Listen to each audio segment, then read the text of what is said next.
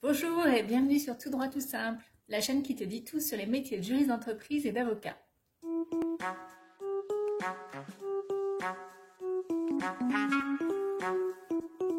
En 20 ans d'expérience, j'ai pu remarquer qu'en adoptant certaines pratiques, l'intégration se passait quand même mieux. Bien sûr, je ne prétends pas avoir la science infuse, mais là, je te parle de mon expérience. J'ai travaillé dans de nombreuses entreprises, des multinationales, de plus ou moins grosse taille, et à chaque fois, il a fallu que je m'intègre et que je m'adapte. C'est le reflet, en fait, de mes 20 ans d'expérience que je te propose de regarder maintenant. Le premier conseil que je pourrais te donner, et c'est le plus difficile en ce moment avec la période de Covid, c'est de créer des relations durables. Et oui, ça suffit pas de créer des liens avec tes collègues juristes. Comme tu vas être amené à collaborer avec de nombreux autres départements comme la finance, la comptabilité, les commerciaux, la communication, il va falloir aller te présenter au plus grand nombre. Et prendre l'initiative de proposer un déjeuner ou un café. Si tu fais ces efforts dès le début, tu verras, le travail d'équipe sera d'autant plus facile après. Le deuxième conseil, et il est vraiment important, éviter absolument le jargon juridique. Il faut toujours garder en mémoire que tes interlocuteurs ne maîtrisent absolument pas les termes techniques, comme par exemple subrogation, dol, synalagmatique. Donc il faut vraiment que tu utilises des termes intelligibles pour tous et que tu simplifies. Tu as appris la signification précise des termes juridiques que tu dois maîtriser, mais en entreprise, si tu abuses de ce vocabulaire technique, cela peut vraiment agacer, ou alors susciter de l'incompréhension, ce que tu veux évidemment éviter.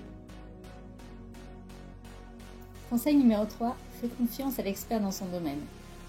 Tu as en face de toi un interlocuteur qui a aussi son propre langage technique, mais il faut essayer de le comprendre. Et si lui ne fait pas d'effort, essaye de lui demander de répéter et de te réexpliquer. L'important, c'est vraiment de confronter ses idées et c'est ça qui fait naître des beaux projets. Attention quand même, faire confiance ne signifie pas croire aveuglément. Donc il faut toujours questionner, creuser, challenger son interlocuteur.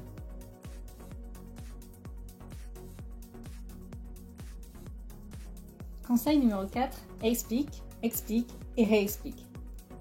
Ne pense surtout pas que ton savoir ou tes explications sont limpides pour tout le monde. Il faut parfois expliquer, paraphraser plusieurs fois pour faire comprendre ta pensée, ton idée ou ta proposition. Et puis rappelle-toi que le raisonnement juridique a sa propre logique et qu'il t'a fallu aussi quelques années pour le maîtriser. Conseil numéro 5, implique les bonnes personnes en amont. Quand tu travailles sur un projet avec d'autres collègues, comme par exemple la finance ou l'informatique, il faut vraiment penser à impliquer tout le monde dès le début, surtout si c'est toi qui coordonnes. Tu éviteras que des personnes se sentent exclues ou frustrées de ne pas avoir été informées. Bref, une bonne communication est vraiment cruciale.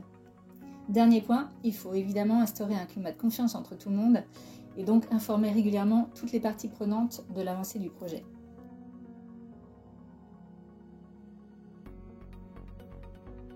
Conseil numéro 6, construis ta réputation et ta crédibilité. Construire une réputation ne se fait pas en quelques jours. Cela demande du professionnalisme, de l'observation et de l'honnêteté intellectuelle. Et pour éviter certaines erreurs, il faut évidemment apprendre à décrypter les codes et les valeurs d'entreprise. La crédibilité se mérite, mais elle ne se décrète pas. Ce sont tes collègues ou tes supérieurs ou même tes subordonnés qui te jugeront. Et pour gagner leur confiance, pas de recette miracle. Il faut être aimable, professionnel, loyal, c'est le minimum. Conseil numéro 7, sois créatif dans la recherche de solutions. Ce n'est pas dans l'ADN du juriste que de bloquer un projet. Il est là pour aider et assister tous les opérationnels. Du coup, il doit souvent être très imaginatif et mettre en œuvre des solutions originales. Et le juriste, tous les jours, doit innover. Conseil numéro 8, montre-toi ferme quand il le faut. Bon, c'est vrai, c'est parfois très difficile d'expliquer pourquoi un projet ne peut pas aboutir ou ne peut pas être mis en œuvre comme on l'avait prévu au départ, surtout quand on est junior. Mais il est de devoir de juriste de prévenir et d'alerter sur les risques juridiques. Et parfois, savoir imposer son veto peut être très bénéfique pour l'entreprise. Bien entendu, il faut le faire à bon escient. L'entreprise prend des risques tous les jours et c'est normal. Donc si tu as un doute, il faut absolument en parler à ton manager.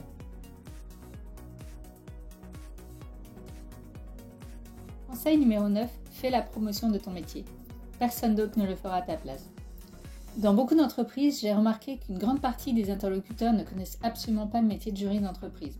Il faut donc expliquer à quoi on sert. Une des manières de le faire consiste à organiser des sessions de formation interne sur un sujet spécifique qui intéresse les commerciaux par exemple. Et tu verras que tes interlocuteurs te verront sous un autre jour et te prendront beaucoup plus au sérieux ensuite. 10e et dernier conseil, ne perds jamais ton sens de l'humour. On peut être juriste, faire bien son métier, être reconnu pour son expertise et avoir le sens de l'humour. Il ne s'agit pas de faire le clown ou de forcer ton trait de caractère, mais le sourire, la bonne humeur sont de vrais atouts et sont contagieux.